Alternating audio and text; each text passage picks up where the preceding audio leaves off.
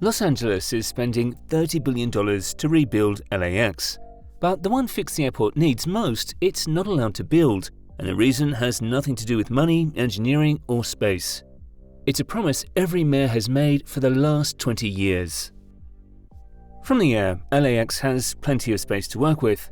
It covers about 2,950 active acres, with 2 parallel runways along the north edge and 2 more along the south. Westchester sits to the north, El Segundo to the south, and the Pacific Ocean to the west. To the east is Inglewood, home to SoFi Stadium.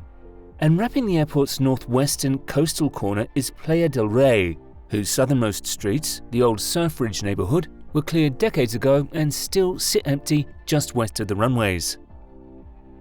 The trouble is getting permission to change anything. Every neighborhood that borders LAX fought the last expansion and remembers exactly what it cost. The northern pair of runways is where the trouble is. To see why, look at what LAX already did on the south side. Years ago, engineers there moved one of the 2 southern runways over, added a center taxiway between them, and gave arriving aircraft a way to reach the gates without crossing a live runway. That single change did more for airport capacity than any terminal renovation could, because it removed the ground crossing risk that slows down operations every hour. The north pair never got the same treatment. Planes landing on the northern runways still cross an active runway on their way to their gate, a movement the FAA considers among the higher risk routine operations at a busy airport. Safety experts have flagged this for decades. Federal regulators, the major airlines, and Los Angeles World Airport's own planners all support the fix. Nobody in the technical review disputes it. The politics go back to the 1960s. Over roughly 15 years, Los Angeles bought out and demolished thousands of homes in Westchester and Playa del Rey to make room for the current airfield. You can still see the outlines of the old streets on satellite maps along the airport's western edge, in the fenced-off dunes that were once the Surfridge neighborhood. In 2006, a lawsuit settlement between LAX and those neighborhoods forced the airport to cap its own growth. LAX agreed to a hard limit of 153 gates, a cap the neighbors are still enforcing today.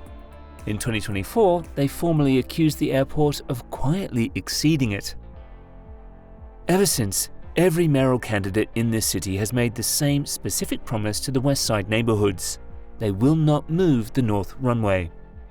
That promise has crossed both parties and multiple generations of politicians. To the neighbors, this was never abstract. Moving the runway 260 feet north meant sliding the jet noise that much closer to their bedrooms, on top of more air pollution and lower property values. And they had reason to be raw about it. LAX runs 24 hours a day with no mandatory curfew, relying only on a voluntary program that sends planes out over the ocean at night, a courtesy, not a rule. They also had their own experts. Opponents pointed to a NASA study that found the north runways already safe enough as they stood, and argued the small safety gain wasn't worth pushing aircraft closer to homes. As one put it, this was a policy fight, not a NIMBY one. The FAA and the airlines pushed the same recommendation for years: a runway shift plus a center taxiway between the pair. It cleared the technical review every time and lost the political one every time. In 2016, after more than a decade of fighting, the city settled with the neighborhoods and agreed to leave the runway exactly where it is. On paper, LAX can revisit the move someday, but only after the current rebuild is finished and an entirely new round of environmental studies.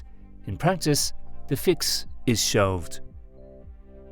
LAX handled about 76 million passengers in 2024, still below its pre-pandemic peak of about 88 million from 2019. Even at the lower number, it consistently ranks among the busiest airports in the country. On a heavy summer day, the airport moves around 220,000 travelers, with an aircraft taking off or landing about every 36 seconds. Unlike Atlanta or Dallas, LAX is not a hub airline base. Most travelers here start or end their trip in Los Angeles rather than connecting through, which puts unusual pressure on ground access every single day. Now look at what's coming. FIFA World Cup matches ran across Southern California through June and July of this year. Super Bowl 61 arrives at SoFi Stadium in 2027, and the Summer Olympics come to Los Angeles the year after that. LAWA officials originally projected 110 million passengers a year by the Olympic summer. By late 2024, they had revised that number down to about 90 million. Ackerman said so himself in interviews. Passenger demands kept growing, but LAX cannot physically move that many people through the runways it currently has. Facing the busiest sporting decade in the city's history, LAX officials lowered expectations instead of raising capacity. The clearest proof? 2 projects that would have added gates, a new concourse and a whole new terminal were quietly dropped. There was also somewhere for that traffic to go. For decades, the plan for a full LAX has been to spread flights to the region's other airports, Ontario, Burbank and Long Beach. Now, it's happening on its own. Those airports are growing while LAX shrinks, and part of that dropped forecast is simply travelers choosing to avoid the place. The largest public works program in Los Angeles history covers a specific set of upgrades, and none of them touched the runway ceiling. The rebuilt Terminals 2 and 3, branded as Delta Skyway, opened in August 2023 at a cost of about $2.3 billion. LAX is also building a new midfield satellite concourse west of Tom Bradley International, a large consolidated rental car center off the 405 freeway, new roadways through the Horseshoe Loop, and an automated train called Skylink, formerly known as the LAX Automated People Mover. Each of those projects costs billions on its own. Every dollar goes toward the ground experience or the terminal experience. The number of aircraft LAX can land per hour stays exactly where it was. When LAX finally did fix the South Airfield, it was no small thing. Moving that runway just 55 feet and threading a taxiway between the pair took a $333 million project and years of overnight runway closures. And that was the side nobody was fighting over. It's a preview of what the north side would take on a field where the neighbors have every reason to say no. Anyone who flies out of LAX regularly has the same complaint. Locals call it the Horseshoe. One loop road handles every car, every hotel shuttle, every taxi, every rideshare pickup, and every bus feeding the airport. All of it funneled into a single stretch of pavement in front of the terminals. On a busy Friday afternoon, it becomes some of the worst traffic in Southern California. A 5-minute pickup can turn into 40 minutes on a bad day. LAX planners built the People Mover to fix that and to close a gap that is almost hard to believe. For one of the busiest airports on Earth, LAX has never had a train to its terminals. Not once. A metro line finally reached the airport's edge in 2025, but the last mile, from the platform to your gate, is the People Mover's job. The design is a 2.25-mile elevated train with 6 stations linking the terminals to that metro stop, the rental car center, and long-term parking. The trains are Alstom Innovia models, the same ones running at plenty of other major airports. Ground broke on the project in 2019 with a promised opening in 2023. That date slipped to early 2024, then late 2024, then early 2026, then just before the World Cup in June, and now October. Construction has reached about $3.34 billion, nearly $1 billion over the original budget. As of early August 2026, none of those trains carry a paying passenger.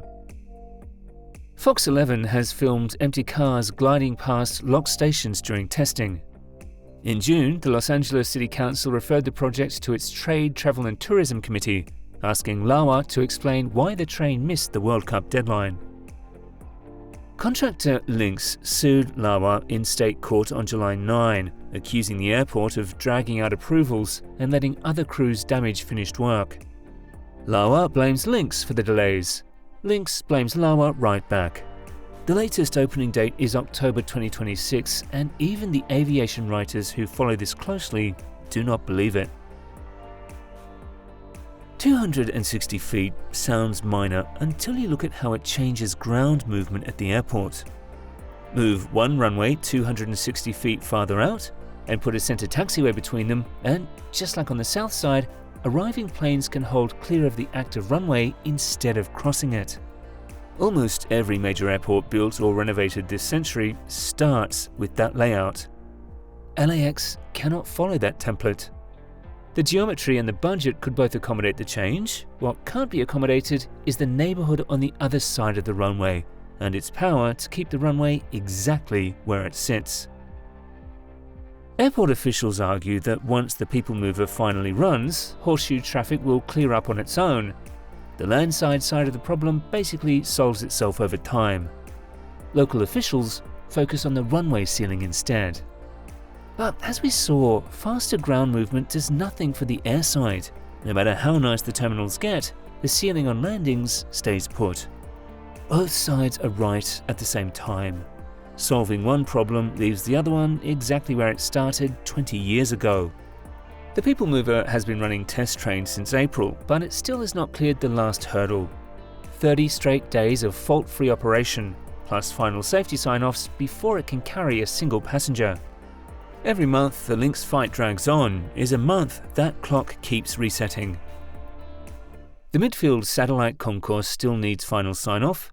Terminal 4 and 5 renovations continue through the year. The Consolidated Rental Car Centre reached full opening in March 2026 after partial operations started in October 2024, but designers built the whole facility around a working train. Right now, it only works for people willing to ride a shuttle bus from the far end of the airport. Every one of these projects point at the same summer 2028 deadline. And the deadline has teeth. LA is promising a no-car Olympics in 2028, moving millions of visitors on public transit in a city built around the automobile, something it has not attempted since it last hosted the Games in 1984. That promise leans on the very train that is still not running.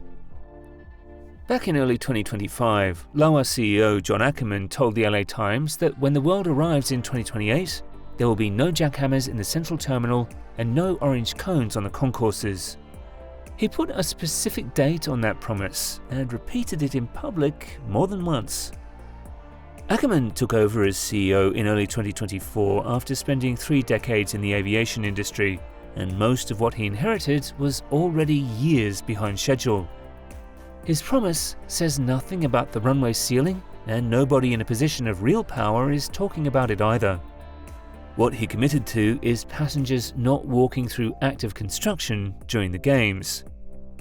Whether he delivers depends on the train opening, the Lynx litigation settling, the last terminal projects finishing on schedule, and nothing new breaking between now and the opening ceremony.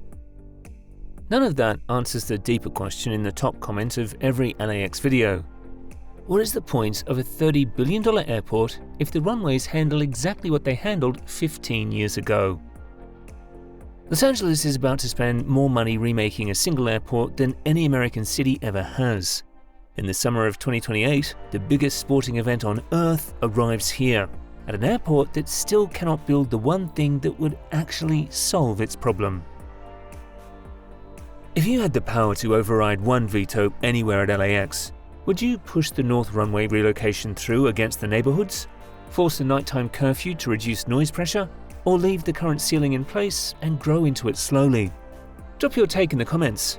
Subscribe for more mega build stories.